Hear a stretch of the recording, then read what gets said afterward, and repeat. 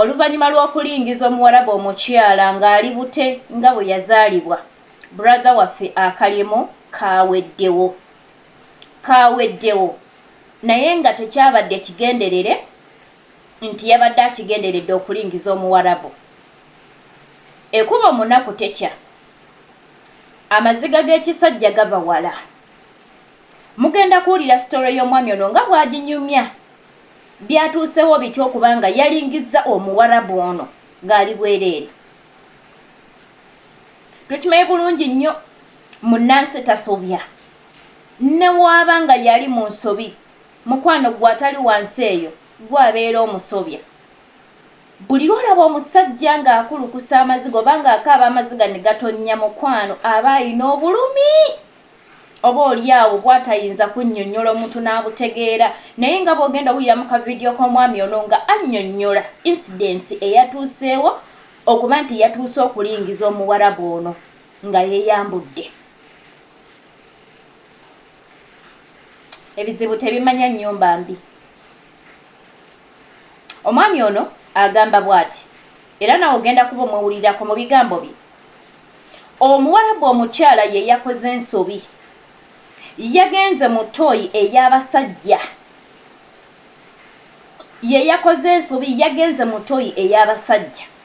Kati Ssekadaama ono ye musajja wattu ava eri gye yavudde, agenda naye mu toyireeti. Yasanze omuwarabu nga yeetemye sipeeya yenna. Teyabadde ensobi ya Ssekadaama, naye ne bwagezaako okuba nga munnanga annyonnyola tewali amuwulira. Ate tukimanyi nti mu nsi z'Abawarabu toyina kutunuulira mukyala yenna mu maaso nga si wuwo. Kyova olaba nti beebikkirira buli bwe babeera, baawe yekka ne baganda be ndowooza n'abaana be be balina okuba nga bamulabako mu feesi. Kyova olaba nti ne baganda ba bbaawe tebalina kumutunula mu feesi. Katusooke tugende mu vidiyo ya Ssekadaama ono nga nnyonnyola ate tumale tukomewo. Guys, akalimu kaweddewo. Tambuliza ku vidiyo yange eno yenna ayinako ku mulimu bambi antuukirire. Ekirubya kyange tekibadde kyakuddayo waka kati. Naye nga bwe mukimanyi nti omunansi tasobya, kyo kituufu tasobya. Omukazi gy'aviiridde eno ku biyigo bawandiikako nti female toilet and male toilet. Kategedde. Omukazi gy'afubutuse nayingira mu kiyigo ky'abasajja. Kyandiba naye nga tasomye oba tatunudde ku kapande waggulu. Gye nviiridde nange ne nnyingira. Nsanze omukazi yeekubye sipeeya. We neekanze ne nkuba emiranga ne nfuluma mu bwangu ne ngenda gye nkolera. Omukazi bw'akubiddewo meeting nagamba Omufirika, Omunayuganda ayingidde mu kiyigo ky'abakazi. Neewozaako ntya nga ye yakoze ensobi. Guys, wengambira nti akalimu kaweddewo. Ntuuse n'okuggyako amasimu naye nga ate nkola bya bwereere. Kalimu kaweddewo guys. Ebirubya byange tebibadde byakuddayo waka kati, naye ng'omunansi yakoze ensobi. Guys, we mundabira wano, meeting yakubye edda mu nnaku 3 nzire waka. So guys, mu nnaku ezo bannange alinako kalimu yenna ntaase. Nsabye guys, ntambuliza ku vidiyo. Gwe wenna asobola okuyamba omwami ono babi muyambe. Nga bwannyonnyodde teyabadde ensobi ye, naye nga bw'okimanyi tukimanyi bulungi nnyo bw'oba toli mu nsi yo tosobola kusinga musango okuleka ng'oli munene nnyo ng'oli mubede ng'olinamu ku ssente. Tosobola kusinga nga toli mu nsi yo. Imagine omukyala najja ye nayingira toyi y'abasajja. Kati babadde baagala ono we yalize yalibadde agenda mu y'abakazi. Ate naye teyategedde kuba amanyi toyi y'abasajja. kyokka ate ekikazi kyo kyabikyusizza ne kigamba nti omwami ye yagenze mutoyi y'abakazi kyokka kyo kyekyagenze gye kitalina kugenda. Kale bannange ebizibu tebimanya nnyumba mbi naye nga bambi omwami ono woba oli eyo ng'osobola okumuyamba n'omufunira omulimu asaba buyambi, asaba mulimu abe ng'akola. So incidents bwe ziti zibeerawo naye nze omwami ono kyenyinza okumusindikira kimu Saala. Era bw'oba ng'oli eyo ng'osobola okumusabira manyi waliwo ebiseera ebisinga ebintu ebijja mu bulamu nga Mukama akireese nga kyokka kye kigenda okujja ku mulimu awo ng'alina awalala w'ayagala okutwala. Bwe tutunuulira omusajja Yusufu mu Bayibuli abasoma ku story ya Yusufu bw'oba nga story eyo wagisoma ayina ew'omusajja bwe yatuuka we yali afunye feva nga bamukwasizza buli kimu almost katuyite nga lubiri nga bamukwasizza buli kimu nga yakirinako obuvunaanyizibwa.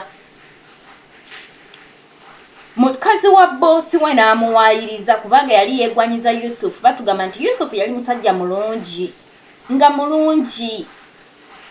nga gyenkomeza. Kati omukyala wa boosi we n'amwegwanyiza n'ayagala munnange babe nga bagenda mu kikero eky'omukwano. Yusufu n'agaana n'agamba omukyala nti byonna ebiri mu nnyumba eno oba ebifa wano Mukama wange yabinkwasa era mbirinako obuyinza n'obuvunaanyizibwa, naye ekintu kiri kimu kyatampaako buyinza ye ggwe mukazi we. Omukyala munnange n'agezaako ne bigaana Yusufu n'agaana okwebaka ne muka boosi we. Ekyavaamu omukazi ng'akuba nduulu ng'agamba omuvubuka abadde amukwata kuba yagezaako amukwata. Yusufu n'agaana mu kumwesikako n'asigaza essaati. Yusufu yasumula essaati omukazi n'agisigaza. Yusufu n'adduka emisinde. Ekikazi ne kikuba enduulu ne kigamba nti abadde akikwata. Bw'atyo Yusufu munnange bwe byagwa matu ga boosi we Yusufu nga bamuwalabanya mpaka mukomera naye nga teyalina musango. We bamutuusa mu kkomera Yusufu mu kkomera gye baamutwala Mukama nayo n'amulinnyisaayo eddala era n'amuwa obukulu. So kati waliwo ebintu ebijja nga oluusi Mukama yakireese ng'alina wakusindika awalala oba oluusi sitaani n'alowooza nti akulemesezza wano naye ate nga munnange Mukama gy'agenda okusindika ogenda kufuna birungi byereere n'okusinga ku bino. Era w'oba wasoma story ya Yusufu nze nsaba omwami ono Mukama amukolere nga bwe yakolera Yusufu amulinyise eddaala. Bw'obanga omulimu gwabaddeko abadde afuna kangeze miliyoni 2.3 oba 3 ate Mukama amuwa ekifo ng'afuna miliyoni 5 okudda waggulu. Ebintu bya Mukama buli kimu kisoboka kasita obeera n'okukkiriza. Bw'otulina omwami ono talina musango oli eyakoze ensobi n'agenda mu kigo ky'abasajja talina musango. Ne Yusufu bw'atyo yatwalibwa mu kkomera nga talina musango kuba omukyala ye yali ate yeegwanyiza omulenzi ng'ayagala bagwe mu mukwano. Mu kugaana ne bamuwaayiriza. So kati nze nsaba tusindikire brother affe Saala nze nzikiriza nti Mukama agenda kubaako wamusimba watagenda kwejjusa. Ebyo ebintu tubisangamu mu bulamu ate nze bulwensoma Bayibuli n'endaba ebigenda mu maaso nga tebisoose kubeerawo ku mulembe gwaffe nga byaliwo. Nyimirira nnyo mu kyawandiikibwa ekyo naddala nga nfunye challenges bwe zityo. Ne nnyimira mu kyawandiikibwa ekyo n'ekisabiramu. Nensaba Mukama nanga nkolera ebyekisa. So byebyo ebintu byetutambuliramu waliwo ekintu ekijja nga tekiriiko kwewozaako nga ne woonowezaako tewali agenda kuwuliriza. Nkiwa abantu bangi muli eyo nga wali otuuseeko mu mbeera eyo nga ne woonewozaako tewali agenda kuwuliriza ng'okimanyi toyina musango naye ne badda ku ludda lw'omuntu ali mu nsobi naye wennaku olwo tukangawo mu bulamu bwo teweevumanga nsi. Mukama aba alina kyakuteekerateekera. Kyenyinza okubagamba naye nga si birungi naye ku lw'ekisa kya Katonda tukkiriza nti omwami ono Mukama agenda mutemere kuba watali kkubo. Teweerabira mannya nze Magi ago tegakyuka. Tegakyuka era wensabira gwe wenna nga gwe mulundi gwo okusosa okuba nga okyalako ku channel yange bambi osobola okunkonirako kagambo subscribe ate era nawe alikinga no commentinga okola kyamaanyi nnyo nnyini ddala. Mpisawo akalango kano nti nina Airbnb. Airbnb abangi mubuuza Airbnb bye biki nga tetubitegeera. Airbnb ezo nina ennyumba w'osobola okutuukira gwe ova ku kyeyo mukwano gwange toyina wakubeera ng'okomyewo e Uganda. Toyina wakubeera, toyagala kubeera mu bakadde bo, toyagala kubeera mu kyalo. Ate oyagala obeere mu kafo w'olinga tewali akuleekaanira olinga ali ewaka ewuwo. Toyagala kubeera mu zi lodge, toyagala kubeera mu zi hotel. Mukwano nina ennyumba akafo akasirifu tuli ku flat w'osobola okuwummulirako olunaku emitwalo 4. Gwangamba nti mageze njagala kumalawo omwezi mulamba nkomawo mu vacation naye saagala kubeera mu kyalo. Mukwano omwezi omulamba tusobola okuteesa nemba nga ate munange nkusalirako embeera yakuteeseganya. Ogenda kumalawo omwezi, ogenda kumalawo myezi 2, mukwano osobola okubukinga. Enamba yange ey'essimu gyolaba ku screen yawo etambula awo osobola okuba nga munange ontuukako ne tuba nga twogera ku nsonga eza Airbnb. Ate era nabagambako emabegakaawo nti okutandika ne January ngenda kuba nga ntambula okulambula abaana b'abankuba kyeyo. Omwana wo yonna gye wamuleka ntuukirira ngende nkulambulire ku mwana wo.